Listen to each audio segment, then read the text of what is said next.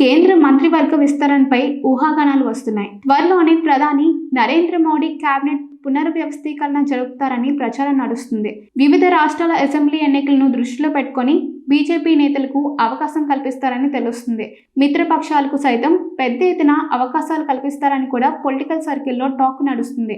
అందులో భాగంగా ఏపీలో తెలుగుదేశం పార్టీకి మరో మంత్రి పదవి ఖాయమని సమాచారం. ఇప్పటికీ ఆ పార్టీకి 2 కేంద్ర మంత్రులుగా ఉన్నారు. ఏపీ నుంచి బీజేపీకి ఒక మంత్రి పదవి ఉంది. అయితే జనసేనకు 2 ఎంపీలు ఉండగా ఒక మంత్రి పదవి కూడా కేటాయించలేదు. అయితే ఇప్పుడు జనసేనకు కాకుండా టీడీపీకి మరో పదవి ఇస్తారని ప్రచారం సాగుతుంది. ప్రధానంగా ఓ సీనియర్ నాయకుడికి ఆ బాధ్యతలు ఇవ్వనున్నట్లుగా సమాచారం. ఏపీ నుంచి ఎన్డీఏ తరపున 21 మంది ఎంపీలుగా గెలిచారు. అందులో 16 మంది తెలుగుదేశం పార్టీ నుంచి, బీజేపీ నుంచి 3, జనసేన నుంచి 2 గెలిచారు. వైఎస్ఆర్ కాంగ్రెస్ పార్టీ 4 ఎంపీలకు మాత్రమే పరిమితమైంది. టీడీపీ నుంచి శ్రీకాకుళం ఎంపీ కింజరాపు రామ్మోహన్ నాయుడు కేంద్ర మంత్రి పదవి దక్కింది. కీలకమైన పౌర విమాన శాఖను చూస్తున్నారాయన. గుంటూరు పార్లమెంట్ స్థానం నుంచి గెలిచిన పెమ్మసాని చంద్రశేఖర్ సైతం కేంద్ర మంత్రి అయ్యారు. తొలిసారి గుంటూరు నుంచి పోటీ చేసి ఎంపీగా గెలిచారు. అయినా సరే ప్రధాని మోడీ తన కేబినెట్ లో తీసుకున్నారు. మరోవైపు నర్సాపురం నుంచి బీజేపీ అభ్యర్థిగా పోటీ చేసి గెలిచారు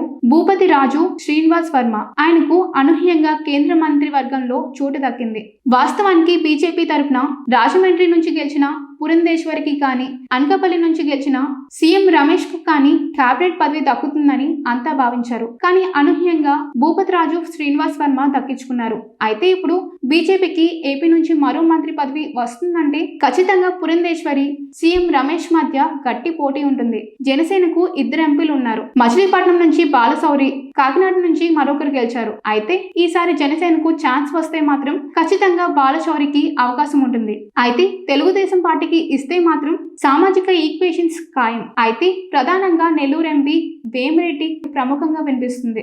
వైఎస్ఆర్ కాంగ్రెస్ పార్టీలో రాజ్యసభ సభ్యుడిగా ఉండేవారు భాస్కర్ రెడ్డి 2024 ఎన్నికలకు ముందు తెలుగుదేశం పార్టీలోకి చేరారు. ఆయనతో పాటు ఆయన భార్య ప్రశాంతి రెడ్డి కూడా టీడీపీలో చేరారు. నెల్లూరు ఎంపీగా పోటీ చేసి గెలిచారు వేమిరెడ్డి భాస్కర్ రెడ్డి. అయితే నెల్లూరులో పరిస్థితి మారడం వెనుక వేమిరెడ్డి పాత్ర ఉంది. పైగా ఆర్థికంగా స్థితిమంతుడు కావడంతో ఆయనకు కేంద్ర మంత్రి పదవి ఇవ్వాలని భావిస్తున్నట్లుగా సమాచారం. వేమిరెడ్డికి ఇస్తే వచ్చే ఎన్నికల్లో నెల్లూరుతో పాటు ప్రకాశం జిల్లాలో అన్ని అసెంబ్లీ సీట్లతో పాటు ఎంపీ స్థానాలను కైవసం చేసుకోవచ్చని చంద్రబాబు ఆలోచన చేస్తున్నట్లు తెలుస్తుంది. అందుకే రాష్ట్రం నుంచి కేంద్ర మంత్రి పదవికి ఆయన పేరు సిఫార్సు చేస్తున్నట్లుగా సమాచారం. మరి అందులో ఎంతవరకు వాస్తవం ఉందో చూడాలి మరి.